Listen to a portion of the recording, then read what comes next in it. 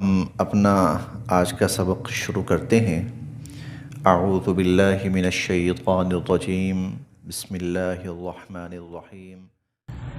قل، آپ فرمائیے، نبی کریم صلی اللہ علیہ وسلم آپ فرمائیے، یعنی ان کفار سے کہیے، اندعو، کیا ہم پکاریں، بلائیں، من دون اللہ، اللہ کو چھوڑ کر، اندعو من دون اللہ، کیا اللہ کو چھوڑ کر ہم پکاریں، ہم بلائیں، ما، جو، لا ينفعنا، نہ تو ہمیں کوئی فائدہ پہنچا سکے، ولا، اور نہ ہی یضرنا، ہمیں کوئی نقصان پہنچا سکے۔ اندعو من دون اللہ ما لا ينفعنا ولا یضرنا، یعنی اے کفار، تم جو کہتے ہو نا اللہ کے سوا فلاں فلاں فلاں یہ بھی معبود ہیں، ہم ان کے سامنے بھی ہاتھ پھیلا سکتے ہیں، ہم ان سے بھی دعائیں مانگ سکتے ہیں، ہم ان کو بھی مشکلات میں پکار سکتے ہیں، تو آپ ان سے کہیے، کیا ہم اللہ کو چھوڑ کر ان کو پکاریں جو نہ ہمیں کوئی نفع پہنچا سکیں اور نہ ہی ہمیں کوئی نقصان پہنچا سکیں۔ وَنُرَدُّ، پھر تو ہم واپس پلٹ جائیں گے، وَنُرَدُّ، پھر تو ہم واپس پلٹ جائیں گے، عَلَىٰ أَعْقَابِنَا، اپنی ایڑیوں کے بل،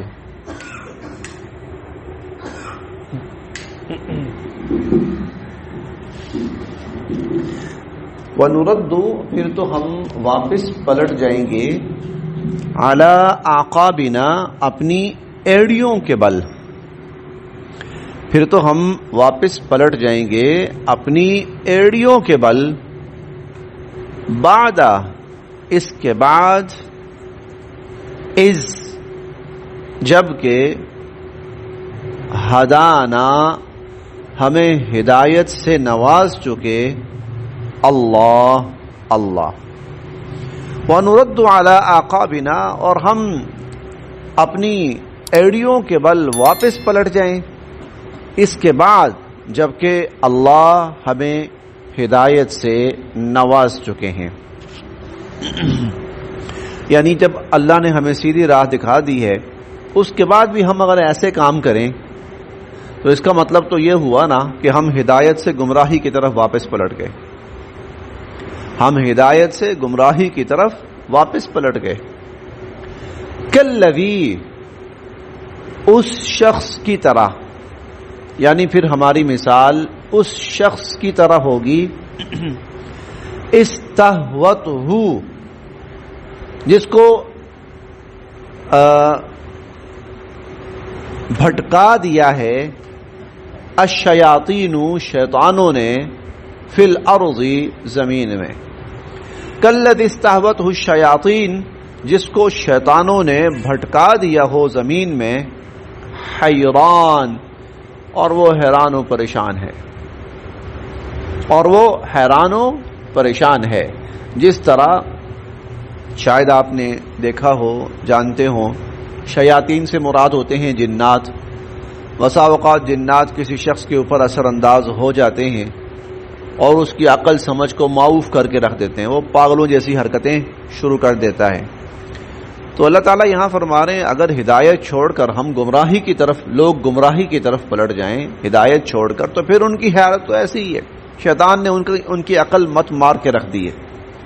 کالذی استہوتہ الشیاطین فی الارض، پھر تو ہماری مثال اس شخص کی طرح ہوگی کہ جس کو شیطانوں نے زمین کے اندر بھٹکا کے رکھ دیا ہے، حیران، اور وہ حیران و پریشان، لہو، اور اس کے، اصحاب، کچھ ساتھی ہیں، یدعونہ، جو اس کو پکار رہے ہیں، الی الہدی، سیدھے راستے کی طرف، لہو اصحاب، اور اس کے کچھ ساتھی ہیں، یدعونہ الی الہدی، جو اس کو پکار رہے ہیں سیدھے راستے کی طرف، ائتنا، کہ آ جا ہمارے پاس، ہماری طرف آ جا. لیکن ایسی مت مار دی ہے جنات نے اس کی کہ وہ بھٹکتا پھر رہا ہے اور اسے کوئی سمجھ نہیں آ رہی. اگر ہم اسلام چھوڑ کر کفر کی طرف جائیں تو پھر ہماری یہی حالت ہے. قل، آپ یہ بھی فرمائیے، انا، بے شک، ہد اللہ، اللہ کی ہدایت، هو الہدا، وہی اصل ہدایت ہے. اللہ کا دکھایا ہوا سیدھا راستہ وہی سیدھا راستہ ہے. وَأُمِرْنَا، اور ہمیں حکم دیا گیا ہے، وَأُمِرْنَا، اور ہمیں حکم دیا گیا ہے، لِنُسْلِمَ، کہ ہم فرما بردار رہیں، لِرَبِّ الْعَالَمِينَ، تمام جہانوں کے پروردگار کے. ہمیں یہ حکم دیا گیا ہے کہ ہم تمام جہانوں کے پروردگار کے فرما بردار بن کر رہیں. فرما بردار بن کر رہنے کا مطلب کیا ہے؟ کہ اللہ تعالی جو راستہ دکھائیں، جو حکم فرمائیں اسی راستے پہ چلیں، جو حکم فرمائیں اسی حکم کو اپنائیں، جس سے منع فرمائیں اس سے پھر رک جائیں. یہ ہے فرما برداری. ویسے تو ہر بندہ جو دائرہ اسلام میں داخل ہو جاتا ہے وہ مسلم کہلاتا ہے، مسلمان کہلاتا ہے، تو لفظی اعتبار سے تو اس کا معنی فرما برداری ہے ہی ہے. لیکن عملاً اصل فرما برداری کیا ہے؟ کہ جب اللہ تعالیٰ کسی بھی کام کا حکم فرمائے تو بندے کا کام یہ ہے کہ اسلمت لرب العالمین، ہاں بالکل میں اپنے رب کا فرما بردار ہوں. وَأُمِرْنَا، اور ہمیں حکم دیا گیا ہے، لِنُسْلِمَ، کہ ہم فرما بردار رہیں، لرب العالمین، تمام جہانوں کے پروردگار کے. وَأَنْ، اور یہ کہ، یعنی ہمیں یہ بھی حکم دیا گیا ہے، وَأَنْ، اور یہ کہ ہمیں حکم دیا گیا ہے، اقیموا الصلاۃ، نماز قائم کرو. ہمیں یہ حکم دیا گیا ہے کہ نماز قائم کرو، جو اللہ کی فرما برداری کی بہترین مثال ہے. نماز، 5 وقت کی نماز اللہ رب العزت کی فرما برداری کی بہترین مثال ہے. اور یہ وہ عمل ہے نماز جس کی طرف باقاعدہ ہر وقت بلایا جاتا ہے. باقی کسی عبادت کے لیے اس طرح کے اعلانات نہیں ہوتے، اس طرح باقاعدہ بلایا نہیں جاتا. اور کسی بھی عبادت کے لیے آپ دیکھیں، حج کا سیزن شروع ہوا، جن لوگوں نے حج کرنا ہے تو اللہ کی طرف سے کوئی اناؤنسمنٹ نہیں ہوگی، وہ تو حکومتیں جو ہیں چلیں وہ انتظامات کی حد تک کرتی ہیں. رمضان کا مہینہ آتا ہے تو اللہ تعالیٰ کی طرف سے کوئی اعلان نہیں ہوتا، اللہ تعالیٰ کی طرف سے کوئی اعلان نہیں ہوتا. اور عبادات آپ دیکھ لیجئے، قرآن پڑھنا چاہیں، ذکر کرنا چاہیں، لیکن نماز وہ عمل ہے کہ جس کے لیے اللہ رب العزت کی طرف سے ہر نماز سے پہلے باقاعدہ ہر مسلمان کو مخاطب کر کے بلایا جاتا ہے. اور کیا کہا جاتا ہے؟ حی علی الصلاۃ، آؤ بھائی نماز پڑھو، نماز کا وقت ہو گیا ہے، نماز پڑھو. یہ کون کہہ رہا ہے؟ اللہ اکبر، وہ اللہ جو سب سے بڑا ہے. اور یہ کون کہہ رہا ہے؟ اشہد ان محمد الرسول اللہ، حضرت محمد صلی اللہ علیہ وسلم. لہذا حی علی الصلاۃ، آؤ نماز پڑھو، حی علی الصلاۃ، آؤ نماز پڑھو. تو وَأَنْ أَقِيمُوا الصَّلَاةَ، نماز قائم کرو. وَاتَّقُوا، اور ہمیں یہ بھی حکم دیا گیا ہے کہ اللہ کی نافرمانی سے بچو، اللہ کی نافرمانی سے بچو. وَهُوَ الَّذِي، اور وہ اللہ ہی ہے، الیہ، جس کی طرف تحشرون، تم سب جمع کیے جاؤ گے، حاضر کیے جاؤ گے، جمع کیے جاؤ گے. قیامت کا دن ہے، قیامت کا دن ہے. آج دنیا میں تو انسان جہاں مرضی جائے، اپنی سی کوشش کر لے، لیکن قیامت والے دن صرف ایک جگہ جانا ہوگا سب نے، اور کوئی اسٹیشن نہیں ہوگا اور کوئی پوائنٹ نہیں ہوگا کہ جہاں انسان جا سکے. پوری دنیا سے یوں لوگ اٹھیں گے اور صرف ایک ہی جگہ کی طرف بھاگیں گے، اور وہ میدان معاشر ہوگا، جہاں بھی ہوگا وہ. ساری دنیا. کوئی یہ نہیں ہو سکتا کہ میں اس طرف بھاگ جاؤں دوسرا اس طرف نکل جائے، بلکہ اللہ تعالیٰ اس دن فرمائیں گے این المفر، بھاگ کے دکھاؤ، بھاگ کے دکھاؤ. کوئی بھاگ سکتا ہے تو جائے آج. اس دن کوئی نہیں، سب نے ایک ہی جگہ. تو وہ الیہ تحشرون. اب جہاں پر جا رہے ہیں وہاں کون ہے؟ اللہ. وہاں کون ہے؟ اللہ. اللہ کی ذات تشریف فرما ہوگی وہاں پر، حساب کتاب شروع فرمائیں گے سب انسانوں سے. وہ الیہ تحشرون. دنیا میں نماز قائم کرو، اللہ کی نافرمانی سے بچو، کیونکہ کل تم نے اسی اللہ کے سامنے حاضر ہونا ہے. وَهُوَ الَّذِي، اور وہ اللہ وہ ذات ہے، خلق، جس نے پیدا فرمایا، السماوات، آسمانوں کو، والارض، اور زمینوں کو، بالحق، بامقصد. اللہ تعالیٰ نے آسمانوں اور زمینوں کو بامقصد پیدا فرمایا ہے.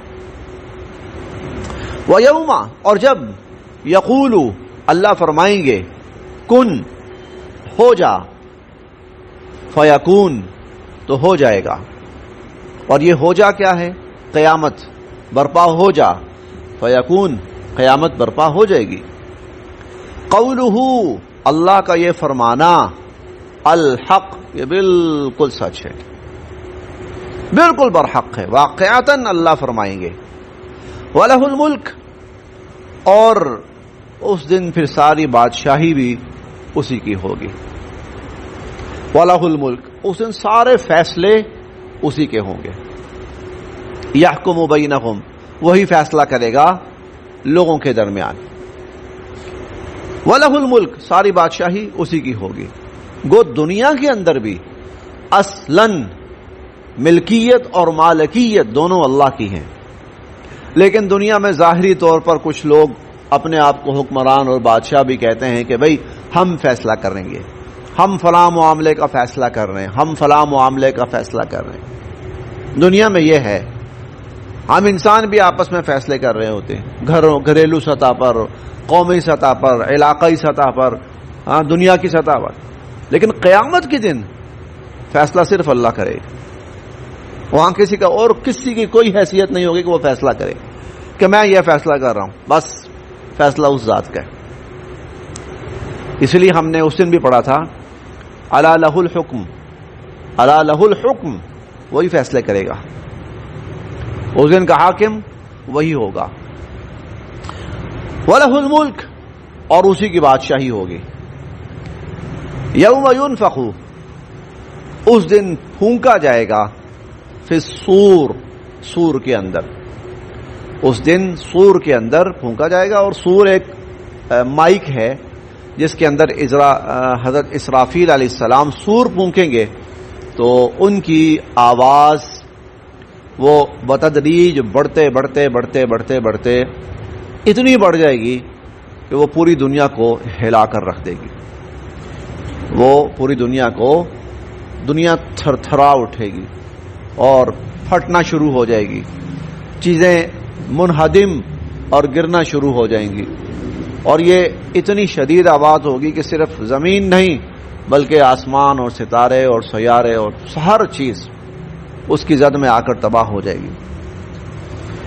یوم ينفخ فی الصور، جس دن یہ سور کے اندر پھونکا جائے گا. عالم الغیب، وہی ہے غیب کا جاننے والا، والشہادہ، اور وہی ہے ظاہر کا جاننے والا. وہو، اور وہی ہے الحکیم، انتہائی حکمت والا، الخبیر، ہر چیز سے خبر رکھنے والا.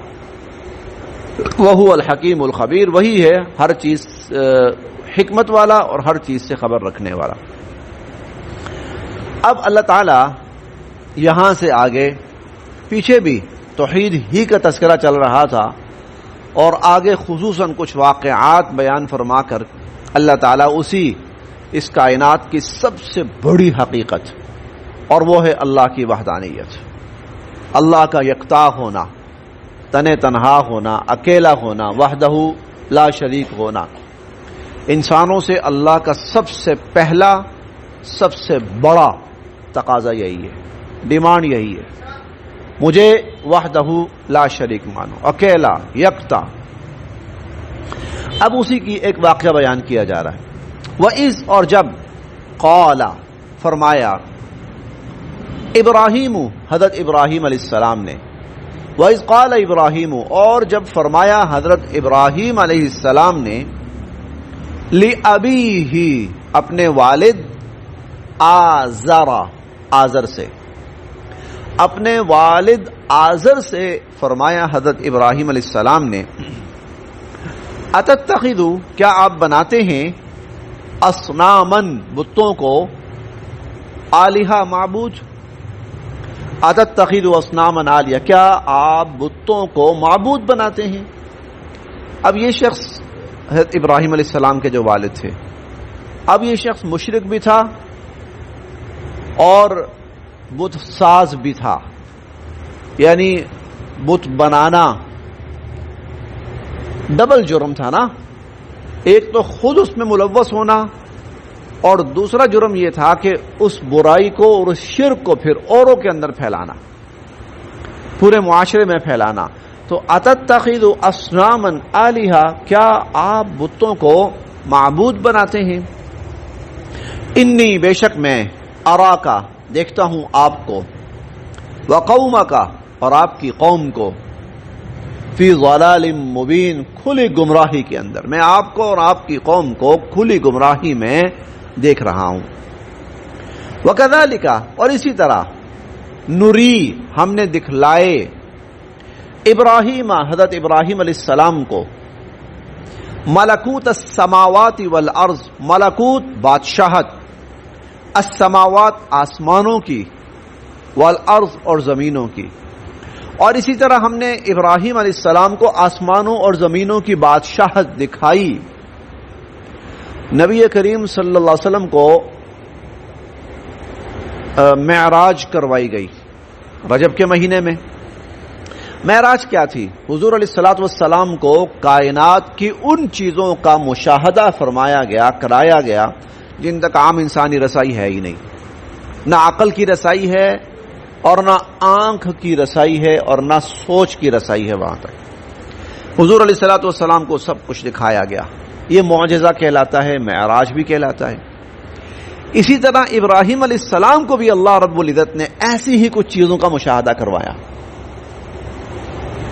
ایسی ہی کچھ چیزوں کا مشاہدہ کروایا، جس طرح حضور علیہ الصلوۃ والسلام کو ان چیزوں کا مشاہدہ کروایا گیا۔ تو وَكَذَلِكَ نُرِي ابراہیم، ہم نے دکھلائے ابراہیم علیہ السلام کو ملکوت السماوات والارض، آسمانوں اور زمینوں کی بادشاہتیں دکھائیں ہم نے، وَلِيَكُونَ، تاکہ وہ ہو، من الموقنین، یقین کرنے والوں میں سے۔ فلما، پھر جب، جنّا، چھا گئی، علیہ، ان پر، اللیل، رات، جب رات ان پر چھا گئی، رآ، دیکھا، کوکبا، ایک ستارہ۔ انبیاء علیہم السلام کو عام انسانوں سے ہٹ کر بہت کچھ دکھایا جاتا ہے، انبیاء علیہم السلام کو عام انسانوں سے ہٹ کر بہت کچھ دکھایا جاتا ہے۔ اس کی وجہ یہ ہوتی ہے کہ جب وہ قوم کے سامنے جائیں تو قوم انکار کرے تو وہ کہہ سکیں کہ تم جہالت کی بنا پر انکار کر رہے ہو، میں تو اپنی آنکھوں سے دیکھ کے آیا ہوں۔ ابراہیم علیہ السلام کو اللہ تعالیٰ نے وہ چیزیں دکھائیں جہاں تک انسانی رسائی نہیں تھی۔ کل جب لوگ انکار کرے تو وہ کہہ سکیں تم تو جہالت کی بنا پر انکار کر رہے ہو، میں تو اپنی آنکھوں سے دیکھ کے آیا ہوں، میں نے اپنی آنکھوں سے دیکھا۔ اسی لیے کچھ ایسی چیزوں کا، عجائبات کا مشاہدہ کروایا گیا۔ پھر انہوں نے اپنی قوم کو سمجھانے کے لیے یہ طرز عمل اختیار کیا جو اگلی آیات میں آ رہا ہے۔ یہاں غلط فہمی میں نہ رہیے کہ ابراہیم علیہ السلام یہ کیا کہہ رہے ہیں، اس کا مقصد صرف قوم کو سمجھانا ہے، اس کا مقصد صرف اور صرف قوم کو سمجھانا ہے کہ تم جن کو معبود، رب، خدا سمجھ رہے ہو ان کی حقیقت کیا ہے۔ دیکھیے، فلما، پھر جب، جنّا، چھا گئی، علیہ، آپ پر، اللیل، رات، رآ، دیکھا، کوکبا، ایک ستارے کو، ستارے کو دیکھا، قال، کہنے لگے، ھذا، یہ ہے، ربی، میرا رب، یہ ہے میرا رب. یعنی یہ عقیدہ نہیں ان کا، نا عقیدہ نہیں ہے. ابراہیم علیہ السلام تو توحید خالص پیش کرنے والے ہیں، لیکن یہ صرف قوم کو سمجھانے کے لیے. اچھا تم لوگ، کیونکہ ان کی قوم مظاہر فطرت کی پوجا کرتی تھی، چاند سورج ستارے ان چیزوں کی پوجا کرتی تھی. اچھا یہ ہے رب، اچھا اس کو رب مانا جاتا ہے. فلما پھر جب افالا وہ ستارہ غروب ہو گیا، ڈوب گیا، بے نور ہو گیا. قالا تو فرمانے لگے لا احب، بھائی میں تو پسند نہیں کرتا العافلین، ڈوب جانے والوں کو، بے نور ہو جانے والوں کو، غروب ہو جانے. ارے یہ کیا، کہاں گیا بھائی، وہ تو نظر ہی نہیں آ رہا، تو اوجل ہو گیا. اچھا اوہو یہ کیسا خدا تھا. تو اس کا مطلب یہ تھا کہ کوئی چیز تھی جس نے اس کو روشن کیا ہوا تھا، اپنی تو اس کی روشنی ہے ہی نہیں ہے. تو جس کے پاس اپنی روشنی بھی نہیں ہے وہ کسی کے لیے معبود کا درجہ کیا اختیار کر سکتا ہے. فلما پھر رأى القمر چاند کو دیکھا، چاند کو دیکھا، بازغن چمکتا ہوا. پھر چاند کو دیکھا چمکتا ہوا، یعنی پھر کوئی اور موقع ہوگا.